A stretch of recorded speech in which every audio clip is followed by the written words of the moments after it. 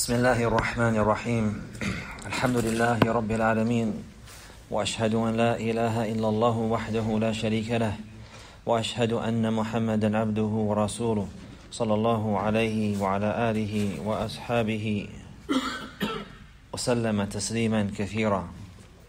أما بعد, continuing our studies of the great work of Al-Imam Al-Hafiz Abdul Ghani Ibn Abdul Wahid Al-Maqdisi Rahimahullah Ta'ala Umdatul Ahkam, reading from the chapter of the author he has mentioned, Kitab Al-Tahara,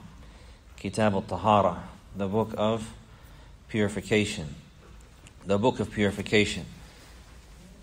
The author, he began this particular work with a very famous hadith of Umar radiyallahu anhu, with regards to the intention.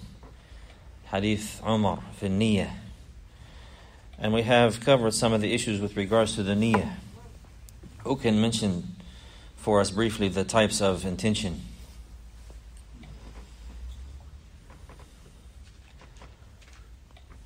We learned the intention has two different types. Intention of action. And intention of ikhlas. Naam, ahsant. The intention of the action and the intention of the one the action is being performed for. The ulama, they call it niyatu al-amal wa niyatu al-ma'muli lah. The intention of the actual action itself and the intention of the one whom the action is being performed for.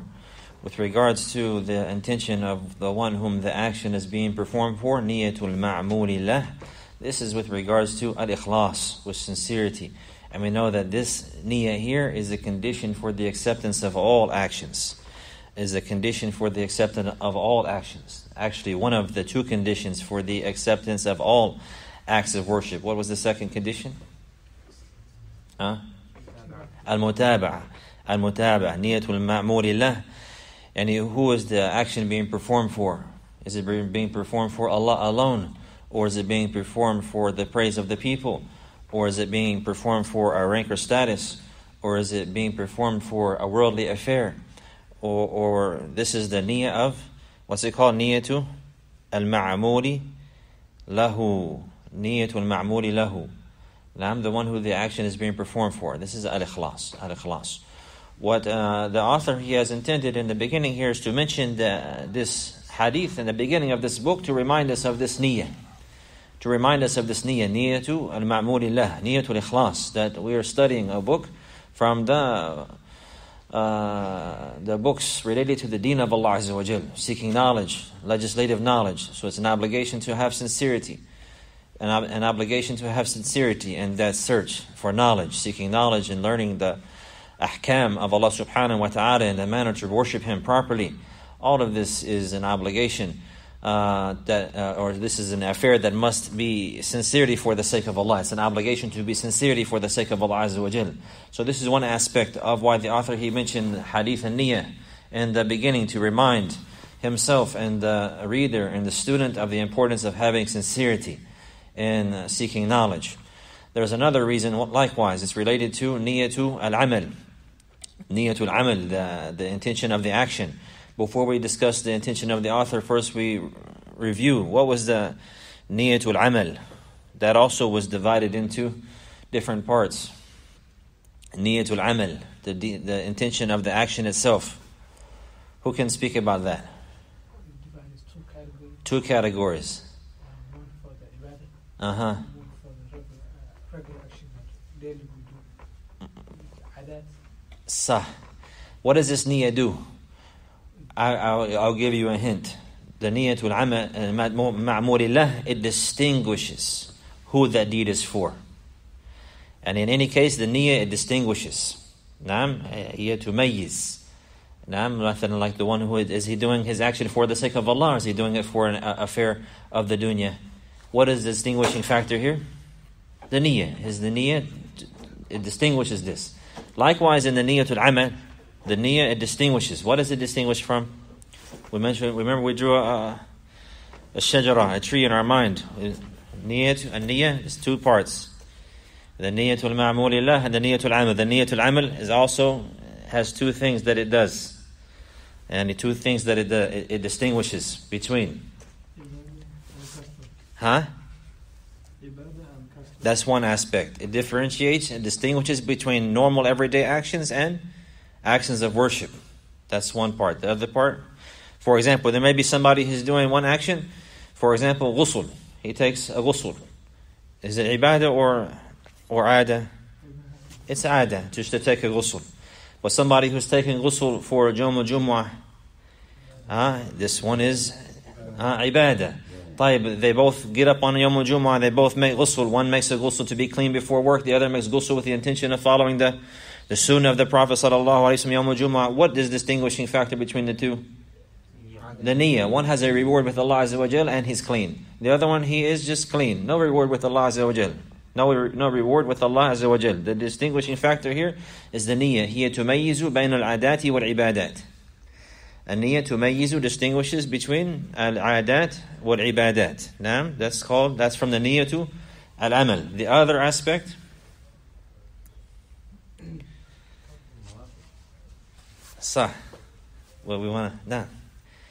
tumayyizu bayna al-ibadat nafsiha, distinguishes between the actions of worship themselves, distinguishes between that which is obligatory and that which is not obligatory.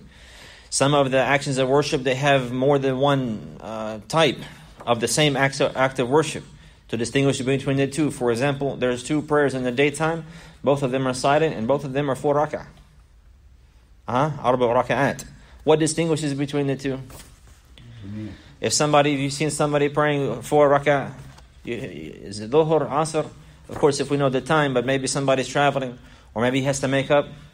What distinguishes between these two acts of worship? Both of them are 4 rak'ah, both of them are silent, both of them have the same movements and the likes. What distinguishes between the one from the other? A niyyah. So the niyyah also, it distinguishes between acts of worship themselves. Some obligatory acts, maybe they're similar.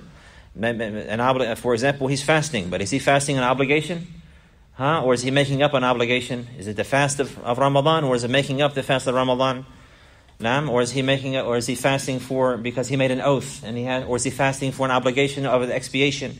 Because maybe he's fasting because it's Ramadan, maybe that's obligatory. Maybe he's fasting because he's making up Ramadan, that's obligatory. Maybe he's fasting because he made an oath, that's obligatory. Maybe he's fasting because there's an expiation for him to fulfill, which requires fasting. All of these are obligatory fasts. What distinguishes between them? The niyyah. So this is the niyyah too. Al-amal. Also, the niyyah distinguishes between the obligatory and the non-obligatory acts of worship.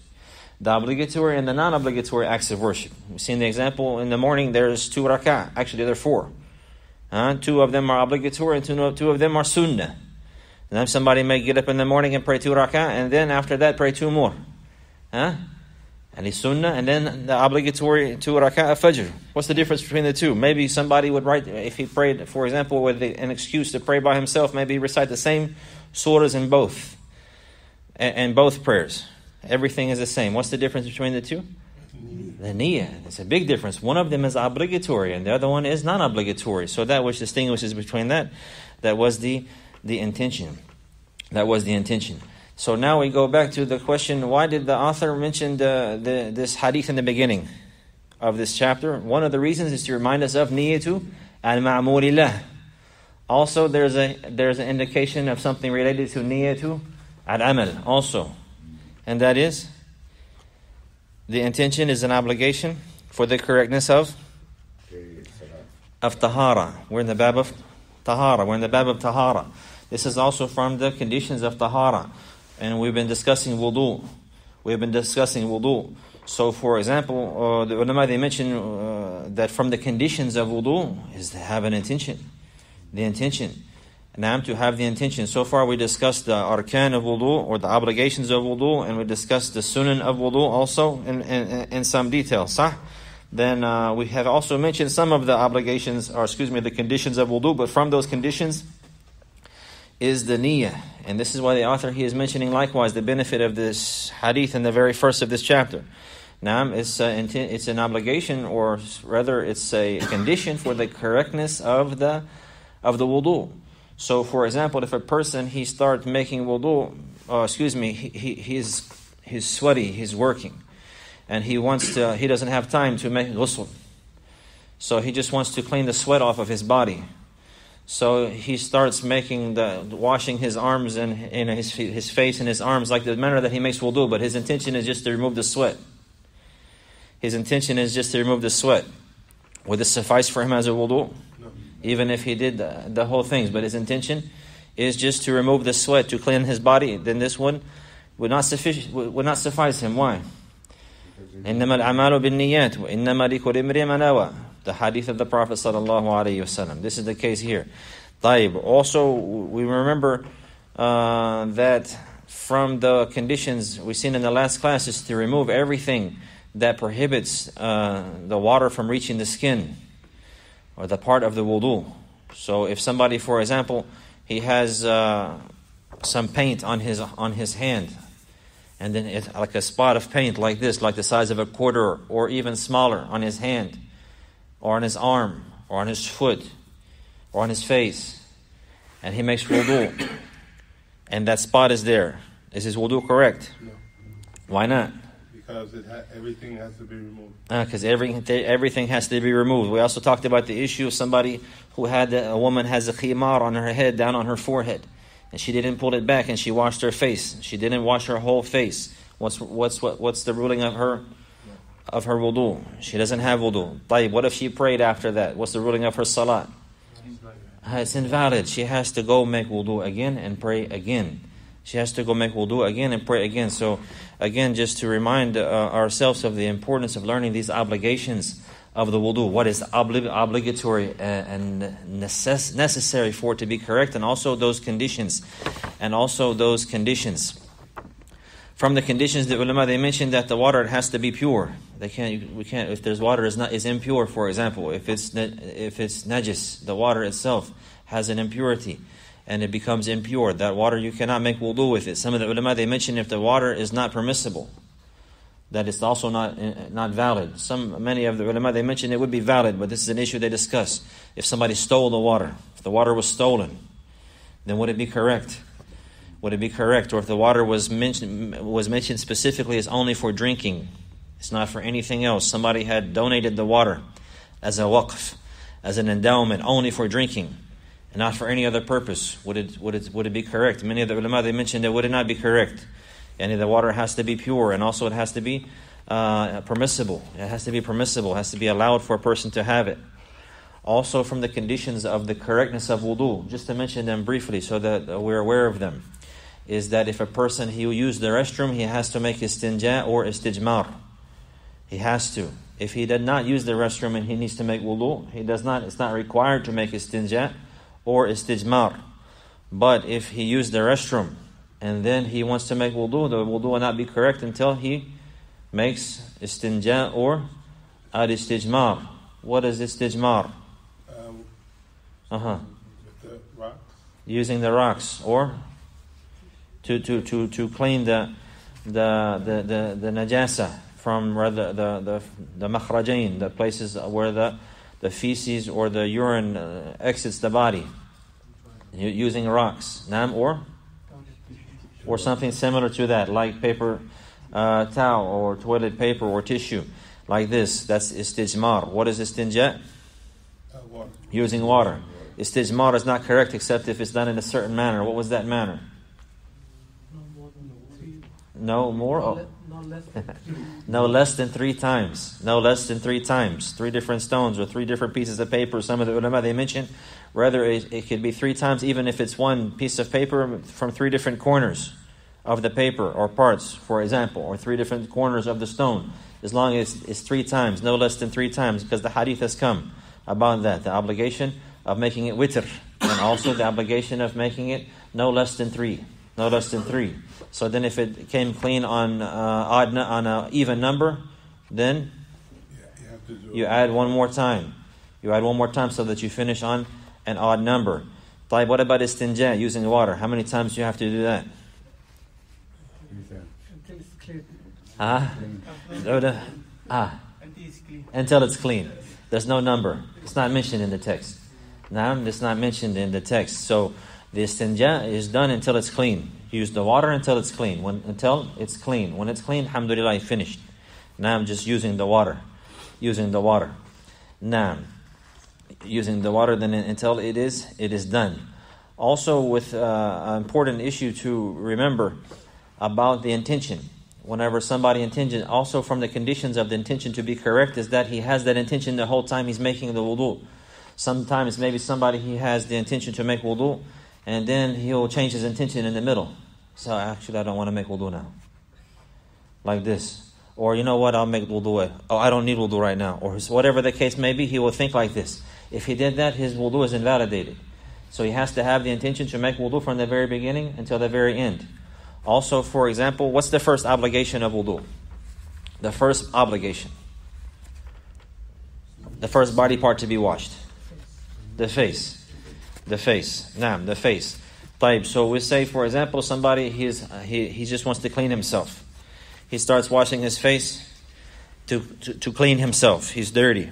For example, he washes his face, and then after he washed his face, he's like, you know what? I want to make wudu. So he finished the face, making madmala. He will make madmala. Or we'll say even he made madmala, he washed his nose, he washed his face, he's cleaning himself up, and he made the whole face properly, the nose and the mouth included. And then he decided, you know what, I want to go ahead and make wudu. And then he finished the hands and everything else like this. What is the ruling of his wudu? It's not correct. It's not correct. Why not? Because he did not have the intention. He did not have the intention from the very beginning of the act of worship. He has to have, and the intention has to cover all of the obligatory parts that are washed. Like, what if he starts washing his hands, for example, and he just has the intention to clean his hands. Then he cleaned his hands like this, and then he said, you know what, I want to make wudu. He start with his madmada, istinshaq, istinthar, and then his face, and he keeps going. What's the ruling? It's correct. It's correct. It's correct now. Yes. Why? Because he had the intention for all the obligatory. Because washing the hands is not obligatory. It's a sunnah. This part is a sunnah. So whether a person, and the benefit of knowing this, so we want to understand here, whenever we say it's a sunnah, we wouldn't take it lightly. So, it's a sunnah, I don't have to do it. And leave it. Rather, we know it's a sunnah, so we want to follow it. But if, for instance, in a situation like this occurred, we know that our wudu is correct because it's sunnah. Because it's sunnah. Not saying that, it's only sunnah, we're not going to do it, or we don't have to do it, it's not obligatory. Like this, taking the sunnah of the Prophet ﷺ lightly. La. If a believer, he knows that it's sunnah, he will strive his best to follow it.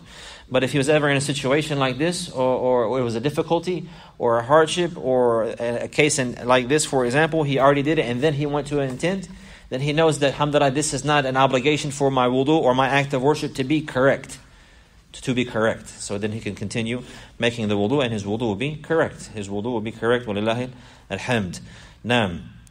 Also, the ulama, they mentioned from the conditions of wudu is that the hadith has to stop entirely. The hadith has to stop entirely. Like, for example, if he's passing gas, akramakumullah, for example, akramakumullah jami'an, he's passing gas, and then he starts to make madmada, and the gas is still leaving. It's still leaving, and he's making madmada. Then it's not correct either. It's not correct either. Or if he's in the middle, he made madmada, he washes his face, and then the gas comes out, and then he just keeps going. La, the hadith has to stop entirely. This is the example with passing gas, also with passing urine, or whatever the case may be. The hadith has to be done. The hadith has to be done. For example, sometimes maybe a man will, we haven't discussed the issue yet, but many of us, we know the affair of the madhi. The madhi. The madhi is that sticky fluid that's clear that comes out whenever one thinks about his family or the relations like this. But this is the one that is considered najasa, and it invalidates the wudu. Sometimes that one will continue to come for a second if a person is thinking about it. He has to wait till that one's finished. He can't make wudu and then it's still coming out. He would wait till that is finished coming out and then cleanse himself and then make wudu. As for example, if he was in a haste, everybody is different. So this is something that's known. Some people are like this. It will come out and he'll clean himself, and then it will come out some more in another minute or two. Like this, then this one has to stop coming out from that place until he can start making wudu. We understand that. This is one more, يعني انقطاع موجب. They say انقطاع موجب, يعني موجب الوضوء. The thing that necessitates the wudu, it has to stop. It has to stop. There are some other issues we would discuss, but I just like to, we mentioned some of these ahwal, or situations that we may be in, because then it becomes clearer on how to deal with the situation. And also, if we understand this wudu properly and good, we can worship Allah Azza wa Jalla upon clarity. This is the first thing. And this is why a believer, he seeks knowledge. Naam, to remove ignorance from himself, and so that he can worship Allah Azza wa Jalla upon clarity. And there was another reason why a believer, he seeks knowledge. Completion of that. What was it? We mentioned in many classes. If we memorize the the meaning of ikhlas and seeking knowledge from the interpretation of Imam Ahmed, we will know. Imam Ahmed, he was asked about what is ikhlas and seeking knowledge. He said, "And yanwi raf'a al-jahli an nafsihi wa an ghayrihi." Ahsant. That he would intend to remove ignorance, and so that he can worship Allah Azza wa Jalla upon clarity. That's what it means to remove ignorance from himself and from others. So also from the benefit that we want to gain from these classes, and I hope that Allah will give us all success to do that, is that we will be able to worship Allah Azza wa Jalla upon clarity. And likewise, we will be able to help at least our family members. For example, our wives, or our wives to help our husbands. Maybe they're not able to attend class. And also the children, that we will see clearly, and we will be able to teach the children how to make al-wudu, al-tahara, properly and good, with clarity, based upon evidences from the Quran and the Sunnah, and based upon the understanding of the companions and the ulama, in the proper way. So we want to learn these issues for the sake of Allah Azza wa Jal. And this means that we want to be able to worship Him upon clarity, and also help others do that. Beginning with our families and those who are near to us, helping them to learn how to learn the niyyah first and foremost, learn how to make wudu with the mention of the statements of the Prophet sallallahu alaihi wasallam and his sunnah. طيب, we have seen also that tartib is what is the ruling of tartib in wudu? It's a condition or pillar, obligation, sunnah. Sunnah. Sunnah. Shart, some said shart, some said rukn. In the end, it's all the same. We have considered it to be, in our classes, to be a rukn, or fard, condition. Obligation. In any case, the ulama differed about this, but the ruling is the same. If the one who didn't do it, his wudu is not correct. Now we have been considering it an obligation, fard, min furud al-wudu. A pillar and the obligation of the wudu is tartib. But what does that mean, tartib? What does it mean, tartib? Any arrangement or order? What does it mean by order? What have we understood so far? That everything must be in the order. In what order? In the order, meaning like the face. Beginning with the face. And then? In the hands to that. And the hands. And in the order of ayatul wudu. O you who believe, ya ayyuhalladhina amanu, idha qumtum ila salati faghsilu wujuhakum. O you who believe, if you stand for salat, wash your faces. Faghsilu wujuhakum wa aydiyakum ila al-marafiq. And then your hands to your elbows. And ma'a al-marafiq. Wamsahu bi ru'usikum. And wipe your heads. Wa arjulakum. Ay waghsilu arjulakum ila al-ka'bayn. Ay ma'a al-ka'bayn. And wash your feet along with the ankles. So this is the order. Now, this is the order. We have seen with the face, we've seen the what is considered the face. Also, the mouth, the madmada is part of the face. Is what is intended here. For example, somebody in the hadith of Uthman, and also the hadith of Abdullah bin Zayd, radiyallahu anhum jami'an, that he made madmada first, and then istinshaq, then istinthar, then he washed his face 3 times. So is the obligation of tartib, arrangement or order, does that mean that, for example, somebody washes his face first, then he made istinshaq and istinthar, and then he made madmada. Is his wudu correct? No. He washed his face and then madmada and then istinshaq. He made madmada, then his face, and then istinshaq. That's maybe what we might think from the word arrangement. But we remember the terminology of the ulama. They say al-madmada wal istinshaq min al-wajh. Min al-wajh. So the obligation that is mentioned in the verse of Allah Azza wa Jal, the face, the hands with the elbows, wiping the head, and the feet with the ankles. So the meaning of tartib, barakallah fikum, with regards to this, is the tartib, the order of these body parts. The order of these body parts has to be done in this order. The face has to be first. The face in general. Not with tartib between madmada, istinshaq, and washing the face. The tartib is the face first, and then the hands to the elbows. And then wiping the head, and then the feet to the ankles. So the sunnah of the Prophet ﷺ, we have seen how to make the madmada wal istinshaq. With one scoop of water, he makes the madmada and the istinshaq and the istinthar. That's one time. With one handful of water, he would do that 3 times. But if a person, the ulama they mentioned, the face must be first. However a person did it. Whether he did the madmada first or last. He washed his face first, and then he did madmada and then istinshaq. His wudu is correct. Because the meaning of tartib, when the ulama they mention about tartib, they're talking about tartib a'da' al-wudu. Naam al-wajiba. The ones that are obligatory. The face first. And including the face is the mouth and the nose. So however he did it, and he would have fulfilled the obligation. He would have fulfilled the obligation. Whether he did the nose first, the mouth first, or wash the face first, that's not what is intended by the word tartib, or the condition of following the order. طيب. Of course, it's better to, and sunnah, to do madmada first, then istinshaq, then istinthar, and then washing the outside of the face. This is how a believer would do it. But just to know the statements of the ulama and what they have mentioned, what is obligatory is to do the face first. And then after that, the hands to the elbows. And then after that, wiping the head, and then the feet to the ankles. طيب, or along with the ankles. So now we're talking about the issue of at-tartib.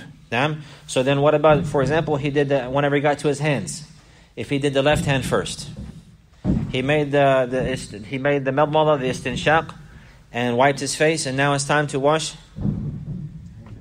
the hands to the elbows, or along with the elbows. He washed his left hand to the elbow first. Is his wudu correct?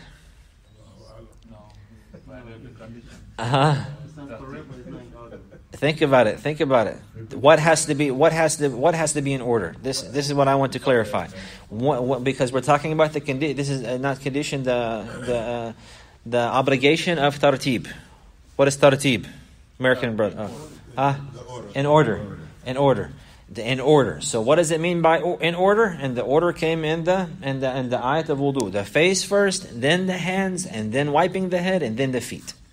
This is the obligation of order. When we're talking about order, the order, doing it with tartib, is an obligation. Faradu min furud al-wudu. So now ask the question again. He washed his left hand first to the elbow, and then his right hand to the elbow. His wudu is correct. His wudu is correct. He has wudu. If he did that, then he completed it. For example, and then after that, he washed his left foot first. He washed, and then his right foot. Does he have wudu? His wudu is correct. His wudu is correct. Although he left the sunnah. And the sunnah is to do the right hand first. The right hand first. The hadith is coming. The very next hadith, they're going to discuss this issue.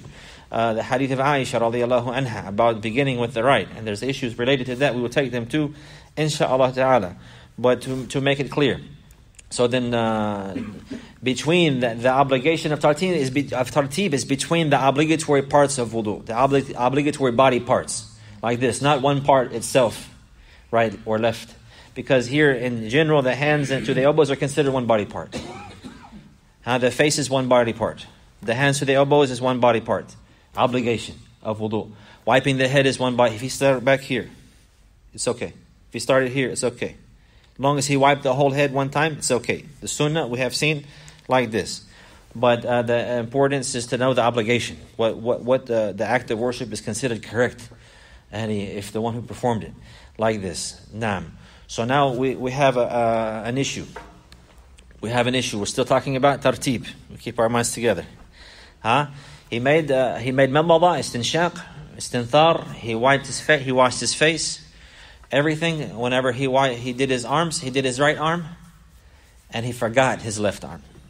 He did his right arm, and then he forgot his left arm. He forgot. He wiped his head, and then he did his feet, and then he remembered. Before he's done, he was like, I forgot to wash my left arm. What's the ruling of his wudu? And what is upon him to do? Go back and wash the left arm? Is it okay? Why can't he just go back and wash the left? That's what he forgot. Because that's not the order. Because that's not the order. There has to be tartib. There was a similar hadith about that. We remember the hadith. Who remembers the meaning of the hadith? The Prophet ﷺ, he seen a man that he had left a spot on his foot the size of a dirham and a coin that was no water reached it. What did the Prophet ﷺ say to him? Go back and make wudu and pray again. That was the condition for the muwalat. Also, that was going to come. But if it would have been sufficient, he would just go back and wash that part. So that was for the muwalat. So maybe that's not the right proof for this one. But here, this person, he can't just go back and wash his arms. Why? Here because of tartib. Here because of tartib. We see that tartib is an obligation. So what does he have to do? You have to make the niyyah. Start all over again? Yes. You have to go back to the left hand and continue. Aha. What does he have to do? You have to go back to the left hand and continue with the tartib. If he goes back to his left hand and washes that part that he forgot, and then what? Continue. Yes. Then he can't just wash that part only, right? Then he has to wash that part, and then what is left? So the part that he forgot is the left arm. This is what he would do. He'll wash that part, and then wipe his head, and then his feet again. So he'll only have to go back to where he forgot. And so long as he did, and as long as he has the muwalat, as long as his other parts didn't, it's not a long time. His body parts didn't dry. He remembered right away. He remembered right away. That's why with the mention of the hadith with the lum'ah. Naam, he remembered right away. Naam, his other arm is still wet. We understand? So he made wudu, he wiped everything, but in the middle of that, he forgot his left hand and his arm. Then he remembered right away. So what he has to do is go back and wash that part that he forgot, because he already washed his face. He already washed his right arm. The only one that he forgot, whenever he forgot his left arm, this left arm didn't get washed, and everything that got washed after that is not correct, because there's no tartib. So in order to catch the tartib, he'll go back and wash the one that he forgot, and then everything after that. And then everything after that, and then so he had made tartib. So that he had made tartib. We understand that? It's clear. Alhamdulillah. Muwalat. Another condition was muwalat. What does that mean, muwalat? Consecutively. Every body part has to be washed one after the other. I mean, what is the proper understanding of that? And if, for example, if somebody, he made madmada, he made istinshaq, he washed his face, and then he's about to wash his hands, and then somebody came and gave him salam, shake his hand. He stopped for a second to shake his hand, and then he started making wudu again. Is his wudu good? That's why we have to ask these questions, because that will be upon clarity. We'll know. And then the shaitan, he can't. One of the places shaitan makes the waswasa shadida ala al-mu'min in the wudu, in the tahara. But if we know the ruling, it's not going to bother us. Inshallah. Bi'idhnillahi ta'ala. So what does muwalat mean? It's a condition. The muwalat, one of the best of the statements of the ulama that's clearest for us to understand is that a person, he will watch each body part one after the other, of course, and meaning that before, like if he washes his face, before the face dries, he washes the hands. If it's so long that before he washed the hands, for example, he washes his face, madmada, istinshaq, everything, and then somebody texts him. He looks, and then he's dealing with his phone for a minute, all the way until his face dried completely. And then he goes back, he puts it down, he finishes his arms like this. This one, he doesn't have muwalat. This one he does not have muwalat. He has to start over again. If the period is so long that his other body part has dried, then this is an indication that it's not consecutive. It's not consecutive. Even another statement of the ulama, even which is more general than that, is what's considered a long time. According to the people, even if his face didn't dry, but it's considered a long time, like he's waiting a long time, and the people would say, if the people seen him, they would think that he stopped making wudu, for example, yani urfan. Then also this one would be considered that he didn't have muwalat. But just so that we can have a general idea, this is the case. If the body part went dry, now if the body part went dry before the next one is washed, then this one he does not have muwalat. He has to start over again. He has to start over again. But for example, like a small interval, like this. He's washing his face, somebody gave him salam, how are you, alhamdulillah, barakallah feek. And he talked to him just for a brief moment. And then he finished his wudu. His face is still wet. Inshallah, there's no problem with that. Inshallah, his wudu is fine. His wudu is fine. We understand that? Yeah. So this was the issue of taratib and muwalat. The issue of taratib and muwalat. طيب. The niyyah.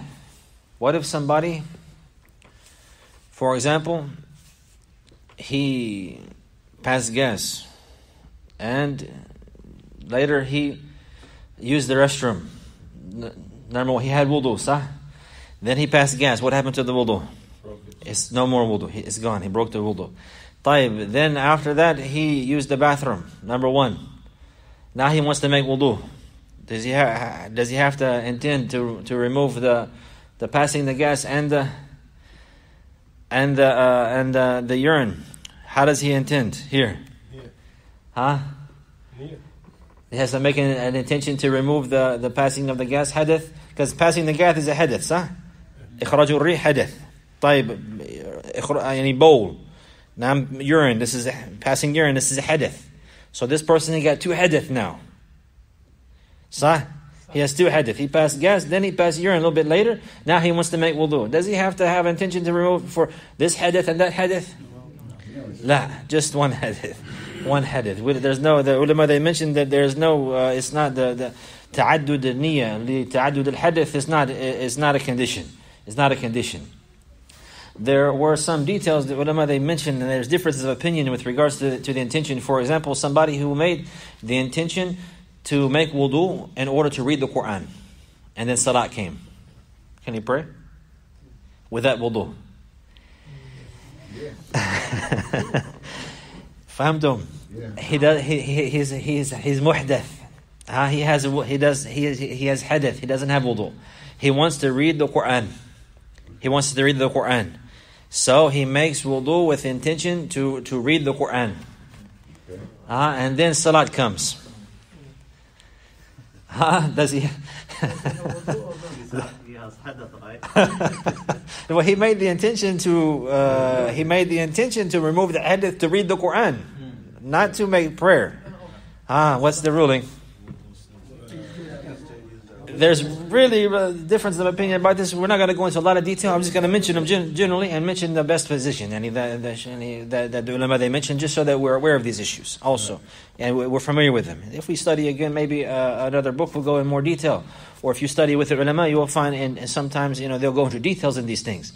But what do we see? He has wudu. Then that means if he has wudu, then he's good. He's good. He's good. طيب, we've seen it's an obligation to. He wanted to read the Quran from the mushaf. And this person here in this example, so it's an obligation for him to have wudu. For him to have wudu, to read from the mushaf. طيب, to read from memorization without touching the mushaf is an obligation to have wudu, to have tahara. La, but it is mustahab. It's mustahab. It's recommended. It's recommended. It's not obligatory. طيب, he made the wudu in order to recite, and because it's recommended for him, mustahab for him to recite the Quran upon tahara. So he did that. And then obligatory salat came. Now he made the intention for a non-obligatory action, then he wants to use that same wudu for an obligatory action. has wudu. He has wudu. He has wudu. He has wudu. Ulama, they mentioned, Sheikh Sulaiman al-Ruhaili, he mentioned these issues in details in a book we study with him called Darir al-Talib. Hafidhullah Ta'ala. He mentioned that it's the ruling is the same. But some of the ulama, they differed about this. There's differences of opinion about this. And in order for a believer to avoid all of these differences of opinion, he could just have the intention to remove the hadith. This is the intention. Because if you have the intention to remove the hadith, everything that is included in that's it's an obligation to have a hadith for, to remove the hadith for, and the obligation to have tahara is all included in that. So it has a general intention, I'm making wudu to remove the hadith. So I can be upon tahara. And then I can do with that wudu anything, and without any whispers or without any differences of opinion from the ulama and the likes like this. And so a believer, he'll make wudu with the intention of raf al-hadith. That's what we learn what tahara is. What is tahara? The definition? The definition. Who remember the definition? The not the linguistic definition, the legislative definition? Raf al-hadithi wa ma fi ma'nahu wa زوال الخبث رفع الحدث وما في معناه وزوال الخبث. So he intends like this when he makes wudu and he intends رفع الحدث like this. But if he intended to make wudu to recite the Quran, or if he made wudu in order to make tawaf, and then the time for prayer came, he's considered he's upon tahara. It's all the same. He's upon tahara. But in order to avoid these types of issues, the person, he would just intend to be upon tahara, to remove the hadith. That way he can do whatever is required for him to do in a state of tahara. Reciting the Quran, or even obligatory or non-obligatory, so on and so forth. It will be clear for him and easy for him. Raful hadith. Now this is what he would intend. طيب. The author, he didn't mention, this is a summarized work here. After Umdah is considered one of the very first works to memorize and to learn for a student of knowledge. Before this, 40 hadith of Nawawi. Now, with regards to learning text of hadith, a person, he wants to start out memorizing and studying a text of hadith, where do the ulama suggest for him to start? 40 hadith and Nawawi. He will memorize that first. He will study this method first. After that, Umdatul Ahkam. After that, no, the text of hadith. We're talking about text of hadith. Surah Thalatha is a text of aqidah. But these are only matun of hadithiyah. There's hardly any statements of the author here. He just mentioned maybe clarification of a couple of words. Everything else is hadith of the Messenger sallallahu alaihi wasallam. Now, same thing with 40 hadith and Nawawi. Now, so if a person, he wants to study hadith, one of the first texts that he would begin with, 40 hadith and Nawawi. After that, Umdat al-Ahkam. After that, Bulugh al-Maram. The benefit of this particular text here is all of the narrations are authentic, rather all of them are in Bukhari and Muslim. So a person, he knows this text, everything in here is in Bukhari and Muslim. It's easy for him to remember that and to know that. But because of this condition here, and also there's only approximately 500 or so hadith, a little over 500 hadith. So not all of the issues are covered. But some of the issues, it's important for us to discuss. And even if it's in general. While we're discussing the issue of tahara, for example, nawaqid al-wudu, the things that invalidate the wudu. What are those? For example, we can make some examples. Anything that comes from the front or the back. From the private parts. What comes from the front or the back. All of this, it invalidates the wudu. What else? Eating camel meat also invalidates the wudu. There's a hadith about that. Hadith al-Sabr. Jabir ibn Samira. He asked the Prophet sallallahu alaihi wasallam, "Atawadda'u min luhum al-ghanam?" Qala in shi'ta tawadda' wa in shi'ta la tatawadda'. If you want to, make wudu. If you don't want to, don't make wudu. From eating the meat of sheep or goat. And then he asked him about eating the atawadda'u min luhum al-ibl? Qala na'am. Sallallahu alaihi wasallam, tawadda' min luhum al-ibl. He said, should I make wudu if I eat the camel meat? He said, yes. Sallallahu alaihi wasallam, you make wudu if you eat camel meat. Meaning, so this is something that invalidates the wudu. Something else. So I mentioned here, whatever comes from the private parts, from the front or from the back, whether it's whatever it may be, whether it's urine or feces or blood, or whether it's medi or mevi, nam or wadi, All of this invalidates the wudu. Even if a stone came, or somebody swallowed something, for example, a marble, and this invalidated, or a stone in the stomach, it comes out. Whatever comes from these two places, in the front and the back, this invalidates the wudu. This invalidates the wudu. طيب, what else? Deep sleeping. Naam, deep sleeping. It came in the hadith of Ali radiallahu anhu that the Prophet sallallahu alayhi wasallam, he said, وِكَاءُ السَّهْ الْعِنَانِ فَمَنْ نَامَ فَلْيَتَوَضَّأْ. So whoever sleeps, and let him make wudu. Yani the wika is something they would put on a vessel and they would tie it tight, the seal. And the saha, akramakumullah, is the rear end.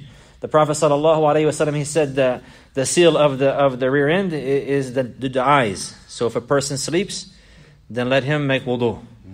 And meaning, but as long as he's awake, he's able to control himself, and he knows what comes out of his body, right? But if he sleeps, he doesn't know. Maybe he passed gas, and he has no control over that.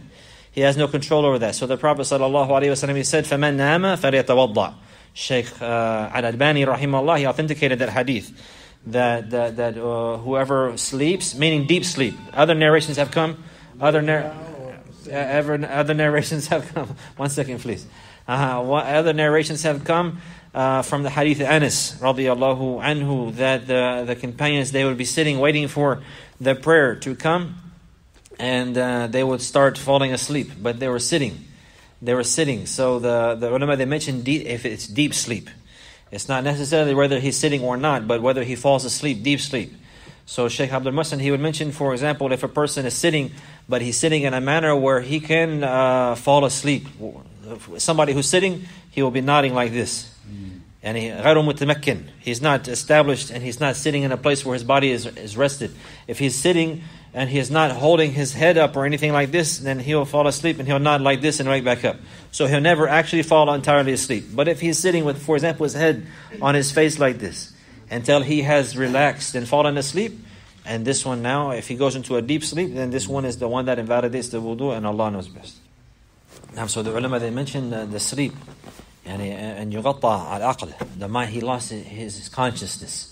Whether, even if he, not from sleeping, whether like for example, he lost consciousness, literally, then also this is like sleeping, the same ruling. So whether he's sitting or laying down, what is considered is deep sleep, until he does not know what's happening around him. Until he does not know what's happening around him, then this is the one that wudu is and he lost his wudu. This is an invalidator of wudu. Another one? Aywa. The person who touched the private part, his private part. This one also is from the affairs that invalidate wudu. And this has come, this issue, the ulama, they differed about this because there are different narrations. There's a narration of Busra bin Safwan radiyallahu anha. She mentioned the Prophet sallallahu alaihi wasallam, he said, "Man massa farjahu aw man massa dhakarahu falyatawadda." Whoever touched his private part, the male private part, then let him make wudu. Then he must make wudu. There's another hadith of Talq al-Hanafi radiyallahu anhu that the Prophet sallallahu alaihi wasallam, a man asked the Prophet sallallahu alaihi wasallam about touching his private in salat. And the Prophet sallallahu alaihi wasallam, he said, "Innama hiya bid'atun minka." It's just another body part from you. So these narrations, the ulama, and one apparently it mentions it's okay, it's permissible. Another one mentions that it's impermissible. So the ulama, they have gathered between these texts in more than one way. And what Shaykh al-Islam ibn Taymiyyah, he has mentioned is that if he touched it with shahwa, with desire, then this would invalidate his wudu. But some of the ulama, they mentioned in general, if he touched it like this, even Shaykh ibn Baz, if he touched it without a ha'il, without anything between, his hand, if he had a glove on, it's different. If he with his clothing on, it's not considered. What is considered by touching the private part is with his bare hand, and his private part is bare. This is the one that ulama, many of them, they consider this to be an invalidator of wudu. So this is something that a believer, he'll be cautious from. And the ulama, they differed about this, and there's strong difference of opinion in this issue. So the best position for a believer to take, and Allah knows best, is to avoid that entirely. For example, if he's making ghusl, that after he made the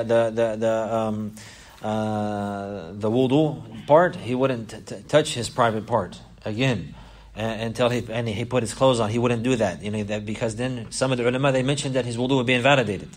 And according to many of the opinions of the ulama, from them Shaykh ibn Baz, rahimahullah ta'ala, and this hadith of Busra is very clear. Many of the ulama of hadith, they mention it's the strongest hadith also in this issue. Man massa dhakarahu falyatawadda. And there's also a hadith of Abi Hurairah radiyallahu anhu. He mentioned إذا أفضى أحدكم إلى فرجه ليس بينه حجاب فليتوضأ. That if one of you touches his private part and there's nothing between his hand and his private part, then he should make wudu. He should make wudu. Even in a book by Shaykh al-Islam Muhammad ibn Abdul Wahhab, he has a book called Shurut al-Salat. And in that book he mentioned mas al-farj duburan kana aw qubara, aw qubaran kana aw dubara.